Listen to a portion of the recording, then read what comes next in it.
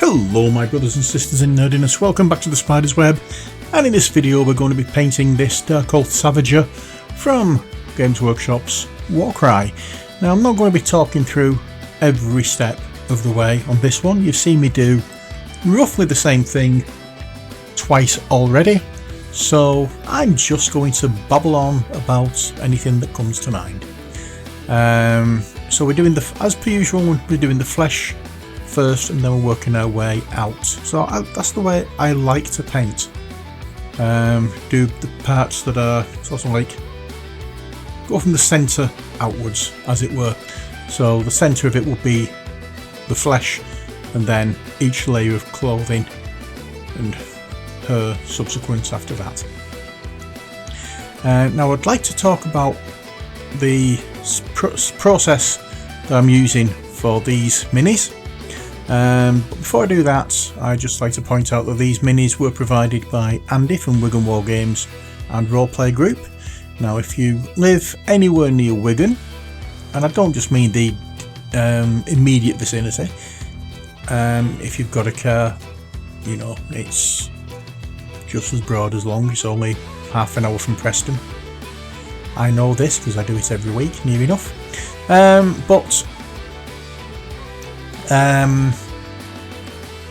What was I going to say then? Oh yes, yeah, we'd love to see you there. We meet at 7 o'clock in Pemberton at the Masonic Hall. Don't worry, it's not anything to do with the Masons. We're just a user group for the hall. So there's no religion or anything like that involved in this. We just go, we play games, then we go home, and that's it. But yeah, we would love to get some new members, which is why I keep plugging the group, especially as Andy's given me these minis to paint. So I feel as though I have to.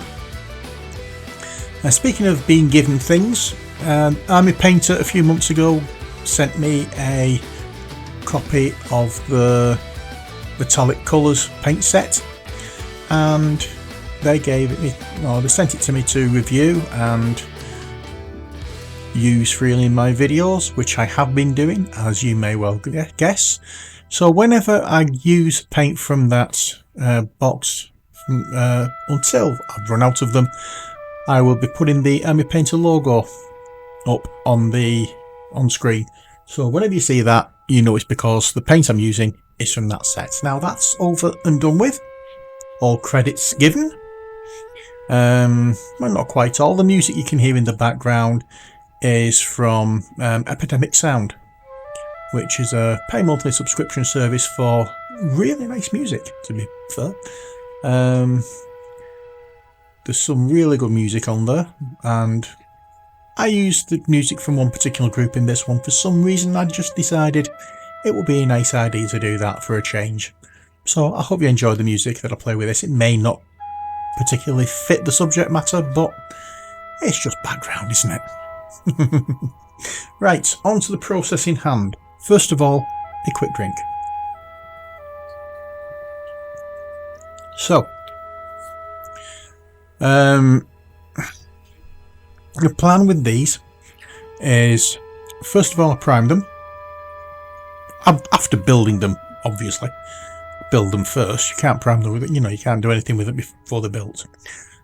So, build them, and then the painting stage, it's prime, and then I go over it all with a a grey dry brush, a heavy grey dry brush, and then I give it a more finer white dry brush over the uppermost areas where the light is going to hit. Once that's dry, I go over then with whatever colours I want to use in the speed paint range from Army Painter. As you can see there, before I forget, I started using one colour paint to do certain things on this, and then realised that it was all boot. I thought part of it was strapping, but no, it's all boot. So I've mixed a few colours to get like a pale tan colour, and then I'm going over and highlighting the entire boot. Just thought to point that out because That's something different than I usually do. Right, so what was I saying? Yes, go over with the speed paints. Now I'm using these speed paints as the base colour. So I'm going to paint on the areas, different areas with different colour speed paints depending on how I want it to look. Once that's done, it's fine to leave like that. It gives a good finish.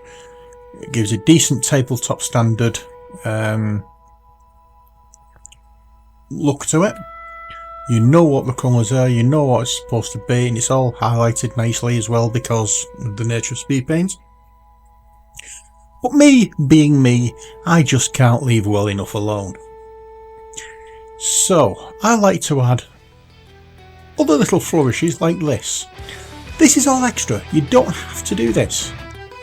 But before you do this, if you're going to paint it with speed paints, there is a step you should do in between painting it with, doing the speed paints and painting it with these.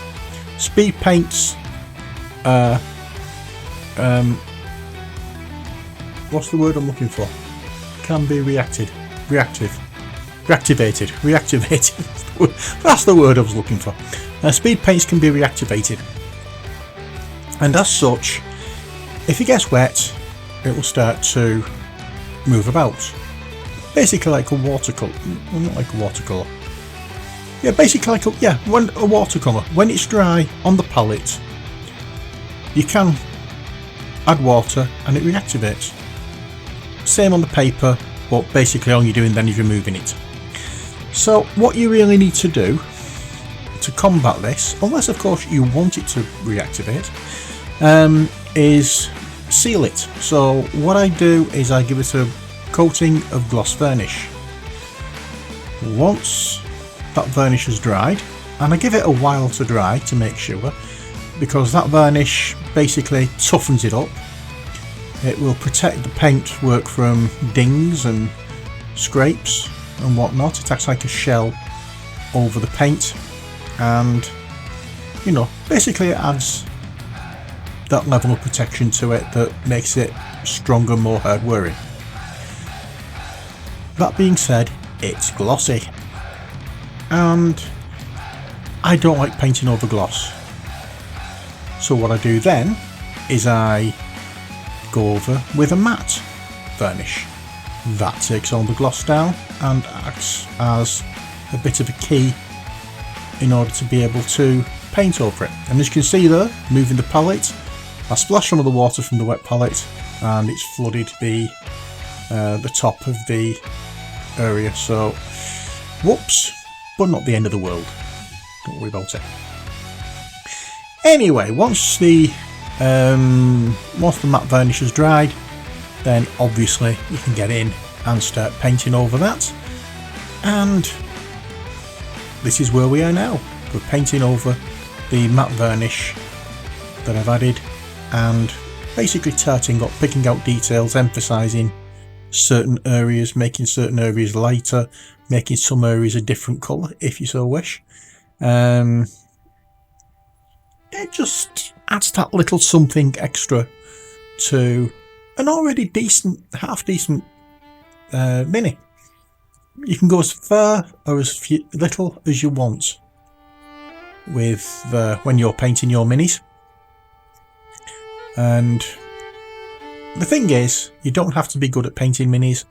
You don't have to be good at painting. You just have to get your paint. You just have to get your minis painted. Colour them in. That's all we're doing with speed paints.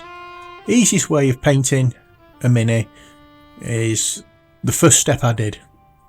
Spray black, dry brush grey, dry brush white, then speed paint, contrast paint, any kind of paint like that, and you're done. That's all you need to do. If you don't enjoy the painting process, if you don't feel as though you can paint, that's the easiest way you can do it. And I mean that, it's seriously easy. But, it's, if you want to take it to that next level, you can do things like this. I don't do display quality minis. I do minis for board games. in tabletop games. I paint minis so that they can be handled and I'm not stressing out when they get touched.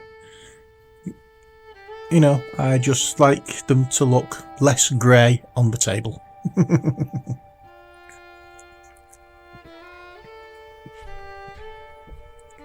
So I'm going to be doing something a little different than what I usually do later on in this video.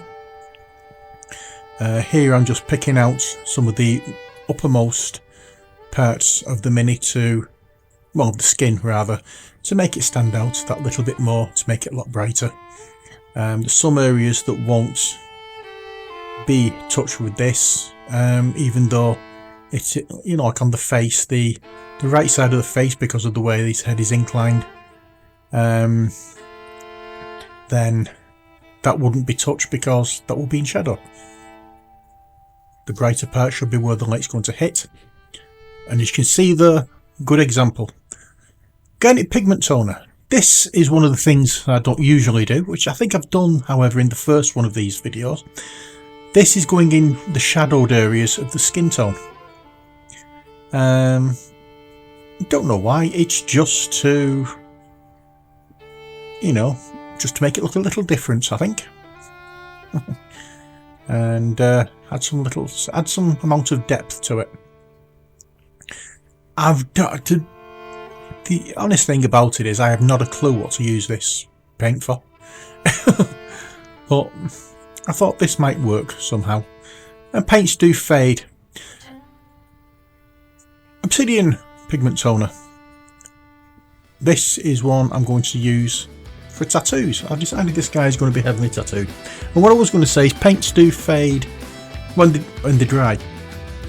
The colour that you see when it's wet fades a little. It's always a bit lighter and a bit paler when it's dried, so it's not going to look incredibly distinct when the paint dries. And these tattoos that I'm drawing on now, they're just little marks. I'm not trying to do anything completely what's the word I'm looking for? Legible. I'm just putting little marks on, but I'm trying to do it in such a way that it looks like a tattoo. So, you know, like a tribal tattoo, something like that. That's all I'm looking for here. But we're getting very close to the end of the video. At the end of when this video finishes, there's going to be photos of this mini as is, and when we've painted them all, then we can get down to basing.